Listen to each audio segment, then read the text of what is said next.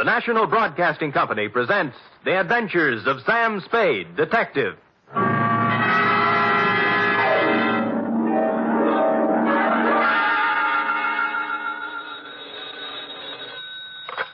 Spade Detective Agency. Me, sweetheart. Sam, a man named $5 Frankie called up and said he's putting $2 in your name on a sure thing at some track or other. Well, that's nice to hear. I don't think it is at all. You know I don't approve of your gambling, Sam. Effie, you do some things I disapprove of, but do I snipe at you? Well, no, but... No buts about it. And besides, I didn't place the bet. It was placed for me. I don't care. It's the principle of the thing I don't like. Well, suppose I put it this way, Effie. That $2 bet on a sure thing was more than just a money bet. It was a gamble on the inherent goodness of the human soul. Oh, Sam, you're just trying to confuse me. I am, but I'll straighten everything out to your satisfaction, I trust, when I appear at the office with a highly stylized and rather charming saga of horse players and the world they live in.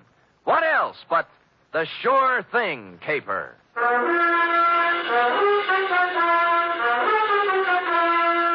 NBC, William Spear, radio's outstanding producer, director of mystery and crime drama, brings you the greatest private detective of them all in The Adventures of Sam Spade. Effie? Yes, and I hope you always are at the wages I pay you. Oh, I'm glad you brought that up, Sam. When I pay them. I don't want to start an argument, but I do need some new clothes. Oh? You want me to put up a good front, don't you? I will rephrase my answer. Yes. Well? Effie, if you can hold Warp and Wolf together for a few weeks, I have a feeling we'll be rolling in dough, driving big cars and wearing mink. Oh, you mean that best. All conjecture. Enough of your sneering. Now, you hear me out. Weigh the evidence, and maybe you'll feel differently. I doubt it.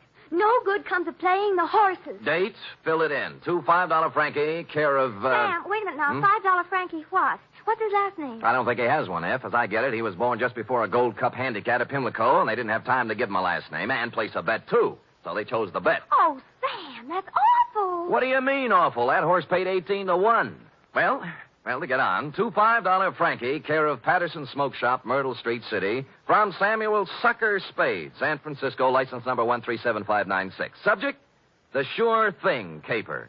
Dear $5 Frankie, for you to be seen at the hour of 1 p.m. post time anywhere but at the track is truly a veritable, unbelievable occurrence.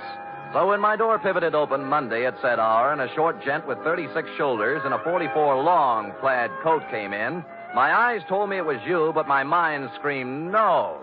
I checked your wide-brimmed pork pie, your zoot gabardine slacks, suede and alligator wing-tipped shoes, and it still repeated you.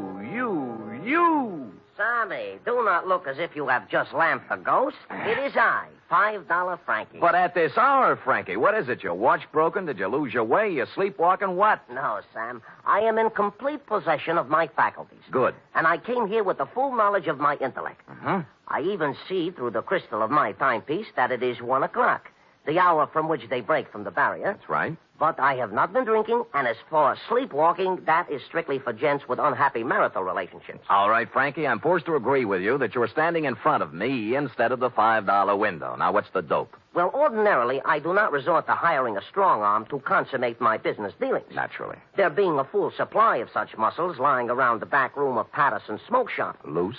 But when the job calls for both tact and muscle, I am forced to roam far abroad in search of the same. You mean you have a job for me? A real honest-to-Seabiscuit job that'll pay money? With the ordinary Seamus, I might try to offer a little paddock chatter, you know? Yes. But with you, Sammy, I will tender coin of the realm. Good.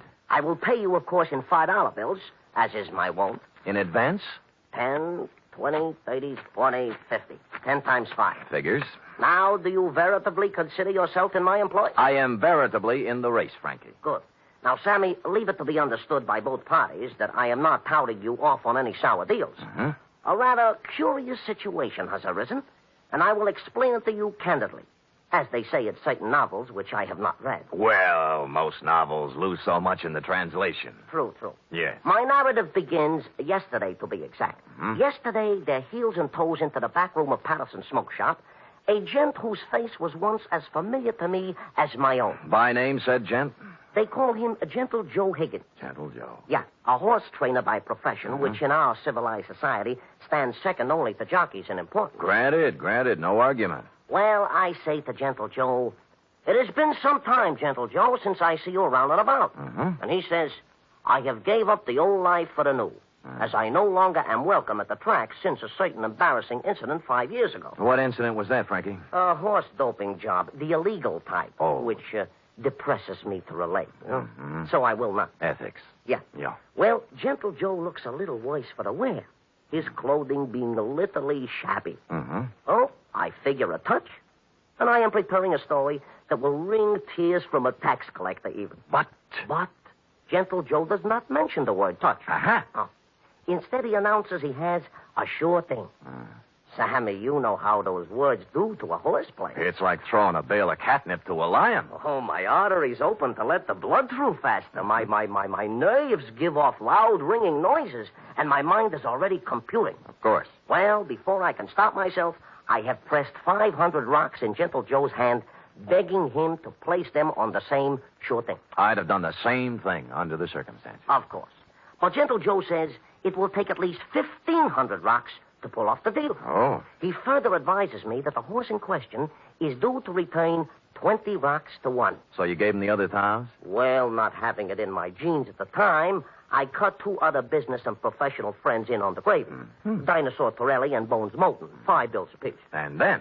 Gentle Joe rushes out of Patterson's and... Has never been heard from again. a sad tale. You think he just stole the money? Sam, Gentle Joe Higgins is a horse player, not a common sneak thief. I'm sorry. But did he leave town? He did not. On the advice of certain informers, I tracked this Gentle Joe to a ramble-shackle rooming house on Clark Street. 241 to be exact. And? And there the trail gets very cold indeed. He's made his move, huh? No. But he has a landlady who would not let me in. Complicated. Oh, she is a frightening person to behold. Hmm? She is indeed half wildcat and half witch. I'll deal with her. Good. And tell Gentle Joe that I am not an overly suspicious person, but also relate to him my position. Mm-hmm. Dinosaur Torelli and Bones Moulton are 2 such gents as it is wise not to cross. Rough. Back fence gossip has it they are the Undertaker's best friends. Well. Indeed, it is also rumored they are behind their quota for the month. Well, and Sam, Yeah? at Bay Meadows, Yeah? a bad card, nothing going today. Oh. In preparation for my meeting with this redoubtable landlady, I ran through my repertoire of low, mean faces in front of the mirror, leaving smoking holes in the glass. And then I stamped out, heading for the rooming house on Clark Street, 241 to be exact. My knock was answered by, well, it was even worse than you told me. She was gumming a sen-sen. What are you standing there for? You're shading my geraniums. Oh, no. Well, sir? Speak up, Curly. I ain't got all day. Madam, perchance do you house in this quaint colonial inn a fine old gentleman called Gentle Joe Higgins? You the Lord? No, I'm in business for myself. You see this? Oh, one thing I hate worse than the law is private detectives. Can't trust them. No, cheap, never have any money. Look. Never want to pay anything. Look. Always want something for nothing. A surly, no good lot of pocket pickers who should all be boiled in oil and thrown in a pit full of snarling One beasts moment, of prey. madam. Madam, look at this. Oh, Yeah. well. That's the kind of crinkling I'd like to hear. I thought you would. Wouldn't mind having a mattress stuffed full of that green paper. It is a pleasure, distinctly, to be able to present it to such a charming, witty, and gay woman, I guess, as yourself. Now, Come in, Bright Eyes. Yes. Now, where did you say Gentle Joe could be located? Second door to the left. Thank you, kindly. Only he ain't in. Gone out somewhere, he has. Your timing, madam, and I should add Defarge, was a little sadistic. Now, give me my 5 back. You ain't heard my proposition yet. I've heard enough. Madam, you have acted in a very hateful manner. Another 5, I'll let you wait in his room. Madam, you are a Dresden doll. No matter what anybody says. Can the taller wave your locks and let's go. Let's have a ball. Once in Gentle Joe's room, I closed the door, thus separating myself from that skid row bankhead. While I was waiting, I cased the room. Spartan.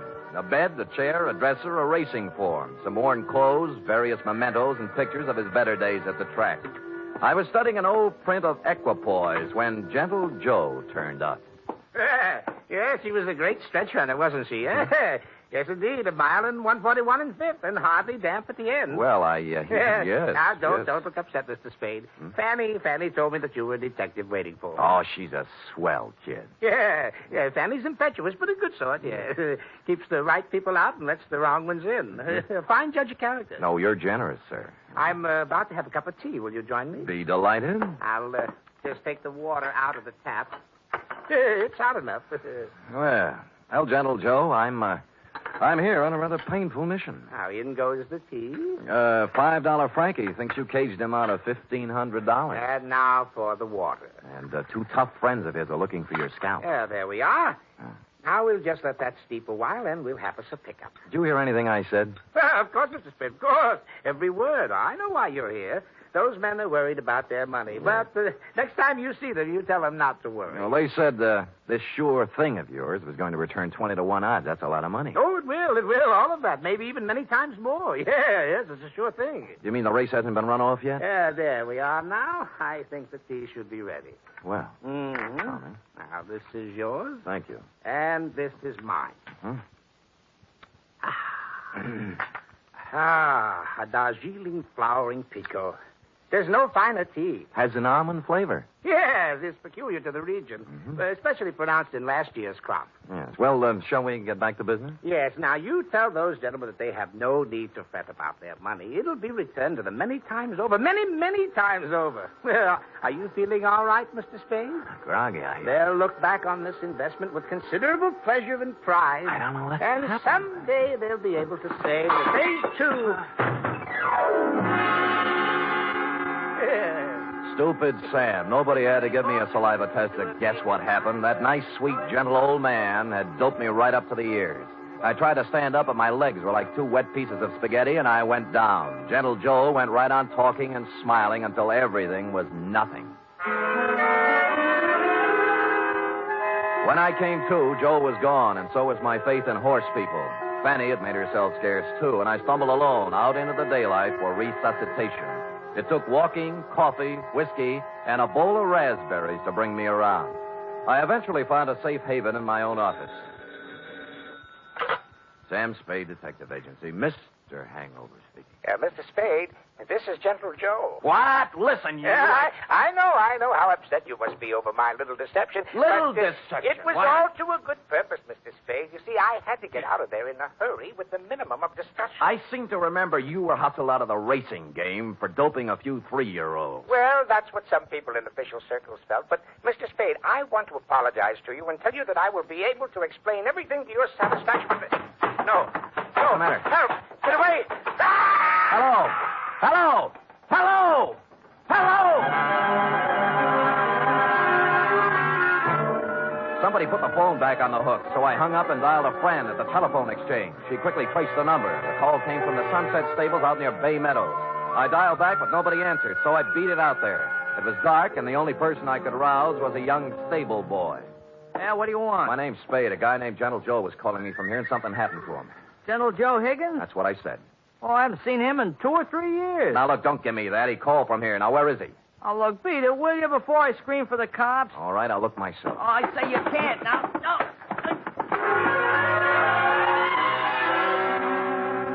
But I did. There were 2 phones inside the stables, both hanging on posts.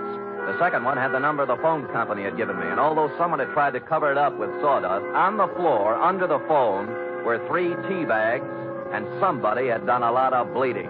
Looked like Gentle Joe's parlay had run out.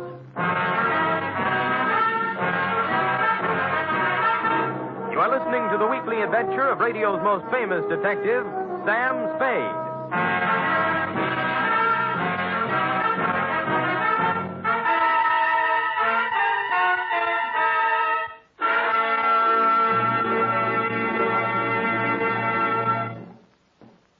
3 chimes mean good times on NBC. There's music and mystery on NBC every Saturday night. For music tomorrow, your hit parade brings you the top tunes in the land as selected by you and presented by Raymond Scott's Orchestra, Snooky Lanston, and Eileen Wilson. For mystery tomorrow, Herbert Marshall stars as the man called X. In all the strange and far-off places of the world, wherever there is intrigue, danger, and romance, there you will find the man called X. Hear him tomorrow night.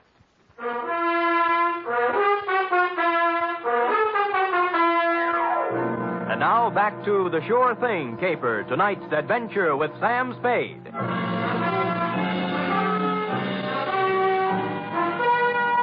I collared the stable boy and questioned him about the blood under the phone and about what could have happened to Gentle Joe Higgins. Nothing. Just wouldn't talk, and he was too small to beat up. So I went looking for the stable manager. He lived in a small white house behind the exercise ring.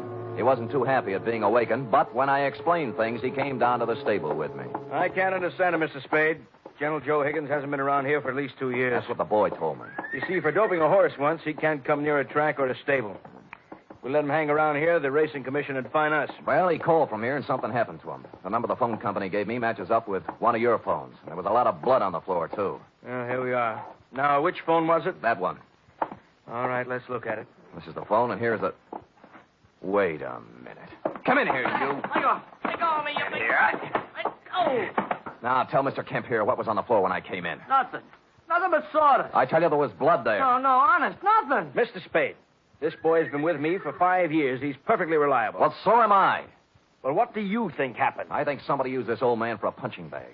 Maybe you'd better go home and sleep on it, Mr. Spade. We'll talk about it tomorrow. Look, don't humor me. Make this kid talk. Mr. Kemp, this guy's taffy. Danny, are you certain there was no blood or no Gentle Joe? Mr. Kemp, I'd swear on my father's grave if necessary.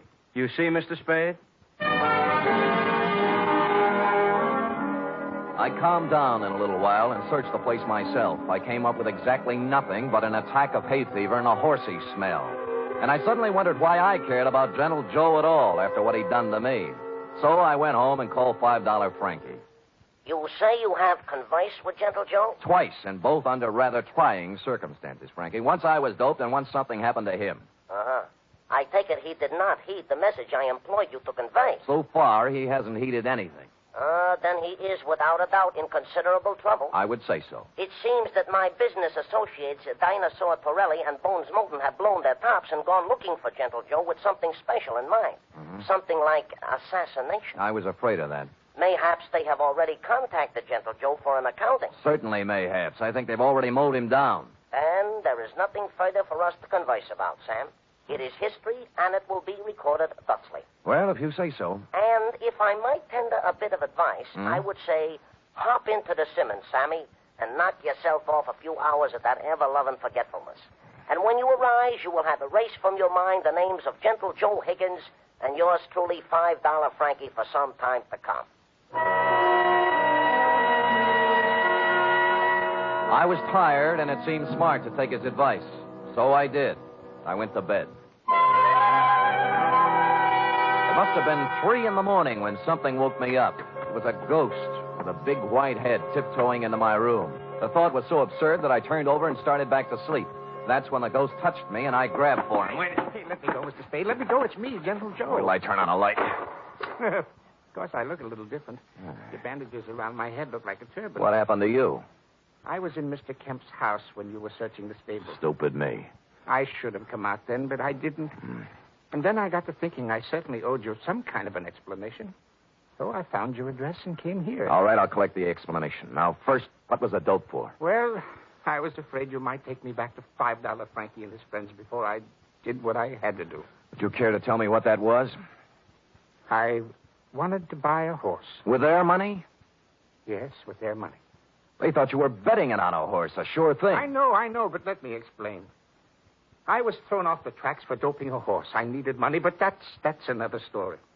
After 5 years, I could get my trainer's license back. Tell me more. Do you know what it is to love horse flesh and not be able to go near it for 5 years? No, the bangtail bug never got me. You can't con guys like Frankie and his thugs out of some money to buy a horse whenever you want one. There's more to the story. The horse I doped didn't get into the race. And the jockey had to ride another mount. He was thrown and killed. Well, it was too bad. I felt that I'd murdered the man. His name was Sandy Bean. Sandy Bean? That stable boy at Sunset Stables any relative? His son. Oh. His wife and son ran out of money, and they've had a hard time of it.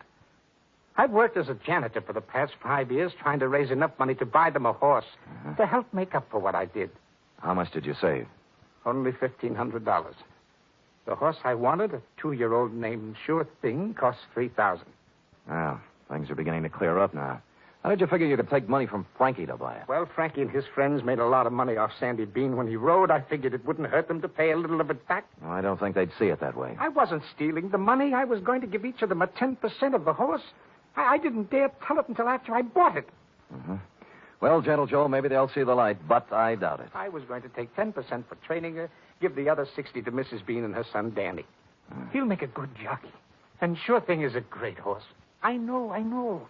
They'll make a lot of money off of it. It's a noble plan. Tomorrow my 5 years is up, and I wanted to give them the horse then. I see. Who roughed you up when I was talking to you on the phone? Danny was backing a horse into the stable, and it got excited. Started kicking, and I was in the way. I thought maybe you'd been done in. I know. That's why I came to see you and explain things. Can you do anything to help me? Well, All right, everybody, just stay where we are. There's no need to wave a gun around here. Get up, you. Gentle Joe, we've been looking for you around and about. Now, Dinosaur, now look. Here all we wish to hear from you, Joe. Come along. Look, you're not going to take him out of here without a fight. We wouldn't mind this at all, inasmuch as we come equipped with a little artillery. Bones, I didn't steal that money. Shut up. All right, knock it off. You want some of the sand? Yeah, if you think you can do it. And it turned out they could. I knocked Torelli's gun aside, hit him with a hard left, and he didn't go down. I tried a right, then a knee, then a couple of elbows. And I was just getting ahead of the game when something hit me across the face and printed Colt 45 on my forehead. I know this sounds repetitious, but I went out again. Honest, I did. Really. I'm sorry. Appropriately, it was dawn when I woke up cold and headachy. Of course, I was alone. Gentle Joe Higgins was the victim of a successful snatch, and I had an idea what might have happened to him. I dressed and started looking all over town, but I didn't have any luck. Any. It wasn't until I was eating breakfast and met a police sergeant I know that I got a tip. Morning, Sam. Hello, Sergeant. What happened to you? I tried to kiss her. I didn't know they made those kind of dames anymore. Mind if I sit down? Pleasure. Yeah, we got a homicide this morning. Yeah, who? Who knows? Just an old man. Found him in the park. Somebody really worked him over. Well, what do you look like? Ooh, 5'10", white hair, old clothes. Probably a bum. Where is he, Mord? Yeah. Kelsey's putting a rundown on him now. Well, I'll see you later, Carter. Thanks. Hey, Sam, haven't finished your breakfast. They let me in the morgue, and I took a look at the corpse. And once I saw it, I knew just where I had to go. I caught a cab out to the Sunset Stables. The horses were just having their rolled oats when I pulled in, and Danny Bean, the stable boy, was there, dressed in his cleanest Levi's. What do you want? Where's the show going to be? What show? When Gentle Joe gives you the horse. Isn't this the day? Okay, so you know.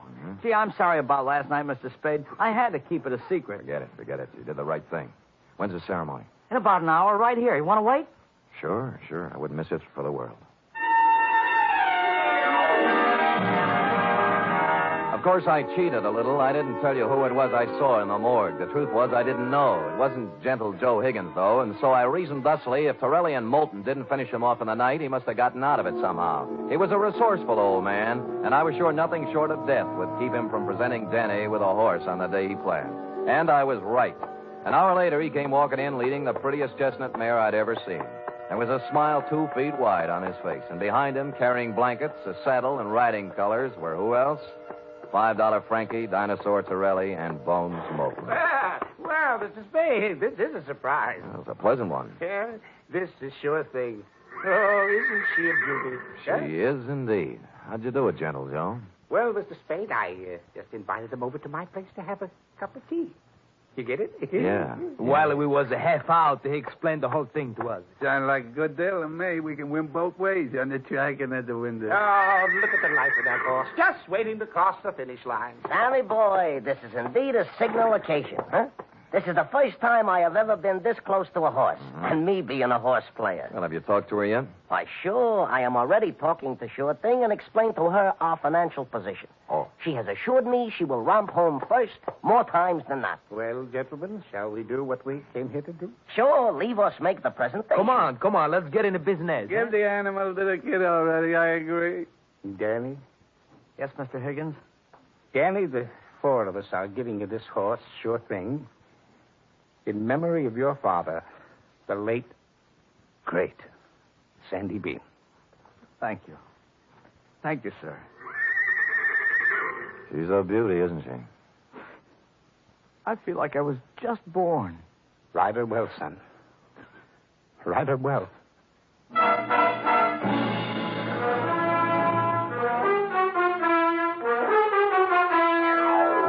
And I think he will.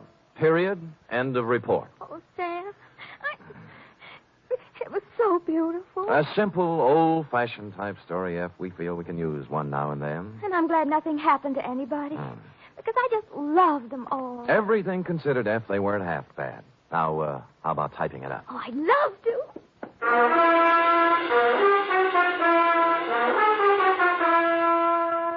Three chimes mean good times on NBC. There's music and fun in the air tomorrow evening, styled to suit your Saturday night of merriment. Dennis Day brings you songs and comedy in his charming, boyish manner, and then Judy Canova gets together with her frolicsome friends for Mountain Melody and Mayhem, followed by Grand Ole Opry with singing MC Red Foley and his gang. It's a Saturday night of fun designed for you. Here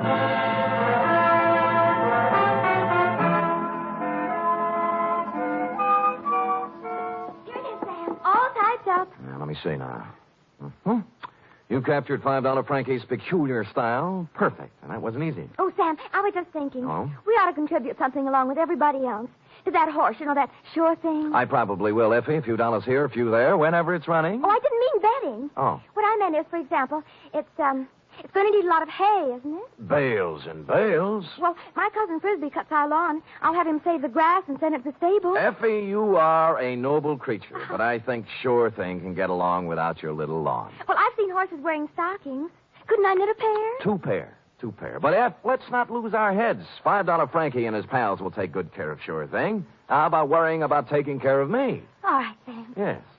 Could you use some grass or some socks? Effie, knock off this horse talk, will you? We're almost at the wire now. People are just champing at the bit for the payoff. All right, Sam. Let's finish neck and neck, huh? Why not? Come here, Sure Thing. Night, Sam. Good night, sweetheart.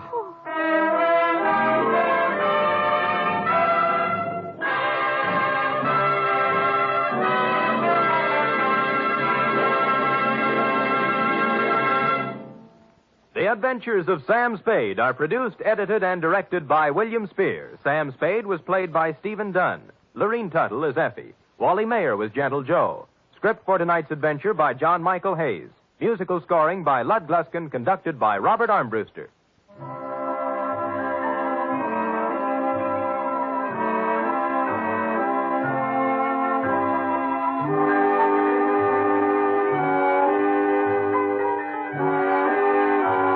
Join us again next week, same time, for another adventure with Sam Spade. The fight against heart disease, the greatest killer in America, goes on with increased intensity.